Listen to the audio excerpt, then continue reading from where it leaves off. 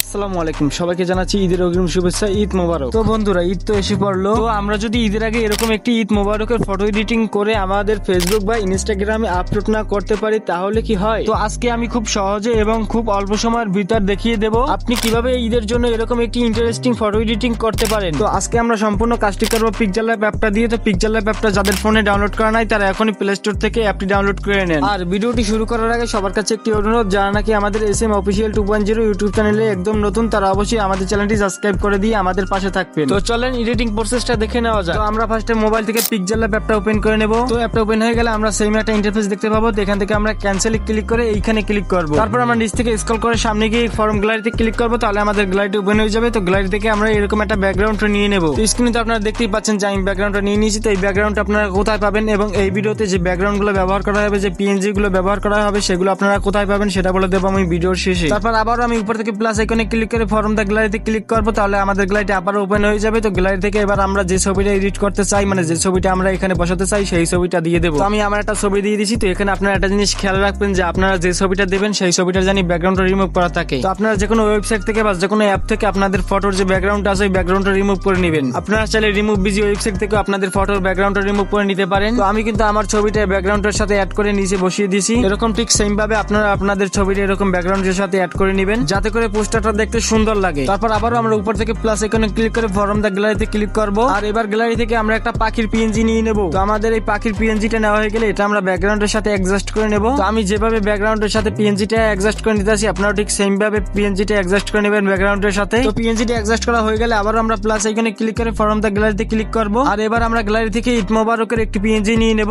আর PNGটা নেওয়া হয়ে গেলে আমরা উপর থেকে PNGটা অ্যাডজাস্ট করে দেব। তো আমি যেভাবে PNGটা অ্যাডজাস্ট করে নিতেছি, আপনারাও ঠিক সেম ভাবে PNGটা অ্যাডজাস্ট করে নেবেন। তো ঈদ মোবারকের PNGটা অ্যাডজাস্ট করা হয়ে গেলে আমরা আবার প্লাস আইকনে ক্লিক করে ফর্ম দা গ্যালারিতে ক্লিক করব। এবার আমরা গ্যালারি থেকে একটা সানলাইটের PNG নিয়ে নেব। তো গ্যালারি থেকে কিন্তু আমরা একটা সানলাইটের PNG নিয়ে নিয়েছি। তো এখান থেকে আমরা এটাকে অ্যাডজাস্ট করে দেব। তো সানলাইট অ্যাডজাস্ট করা হয়ে গেলে নিচ থেকে আমরা এখানে ক্লিক করব। তারপর আমরা এখান থেকে একটু স্ক্রল করে অপাসিটিতে চলে যাব এবং এখান থেকে আমরা অপাসিটির সানলাইটটা 30% করে দেব। তো সানলাইটের অপাসিটি 30% করা হয়ে গেলে আমরা এখান থেকে টিক অপশনে ক্লিক করব। তো তারপর আমরা এখান থেকে ওভারলেতে ক্লিক করব এবং তারপর এখান থেকে সানলাইটের যে PNGটা আছে PNGটা আমরা টেনে একদম নিচে নিয়ে আসবো। তারপর আমরা এখান থেকে আবার বের হয়ে আসবো এবং এখান থেকে প্লাস আইকনে ক্লিক করে আবারও ফর্ম দা গ্যালারিতে ক্লিক করব। আর এবার গ্যালারি থেকে আমরা একটা শ্যাডোর PNG নিয়ে নেব। এই যে আমি PNGটা নিয়ে নিয়েছি, আপনারা এখানে স্ক্রিনে দেখতেই পাচ্ছেন যে একটা শ্যাডোর PNG নিয়ে নিয়েছি। তো এবার আমি শ্যাডোর PNGটা একদম নিচে বসিয়ে দেবো। এখান থেকে আমি আমার শ্যাডোর যে PNGটা আছে এটা একটু অ্যাডজাস্ট করে নিতে আসি, আপনারা অ্যাডজাস্ট করে নেবেন। তো এটা যদি এখান থেকে অ্যাডজাস্ট করা হয়ে যায় তাহলে আমাদের ছবির একদম নিচে এটাকে নিয়ে বসিয়ে দেবো। এখান থেকে শ্যাডোটা বসানো হয়ে গেলে আমরা এখান থেকে কালারে ক্লিক করব। তারপর এটাকে আমরা অন করে দেবো। তো তারপর আমরা এখান থেকে ব্ল্যাক কালারটা ক্লিক করে টিকে ক্লিক করব। তাহলে দেখতে পাচ্ছেন যে আমাদের যে শ্যাডোটা আছে শ্যাডোটা কিন্তু ব্ল্যাক কালার হয়ে গেছে। তো এবার কিন্তু আমাদের ফটোটা অনেক সুন্দর লাগতেছে। এখন চাইলে আমরা আমাদের ফটোটা সেভ করে নিতে পারি। তো ফটোটা সেভ করার জন্য আমরা উপরে শেয়ার অপশনে ক্লিক করে তারপর এখান থেকে সেভে ক্লিক করব। তাহলে আমাদের ফটোটা সেভ হয়ে গ্যালারিতে চলে যাবে। তো